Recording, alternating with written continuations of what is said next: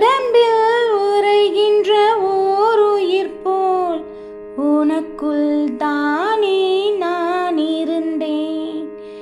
என் மேல் விழுந்த மலை துளியே, இத்தனை நாளாய் எங்கிருந்தாய்? இன்று எழுதிய என் கவியே, இத்தனை நாளாய் எங்கிருந்தாய்? மண்ணை திறந்தால் நீர் இருக்கும், என் மனதை திறந்தால் நீ இருப்பாய்.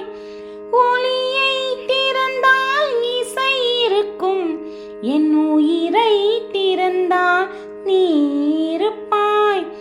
வானம் திறந்தால் மழை இருக்கும், என் வயதை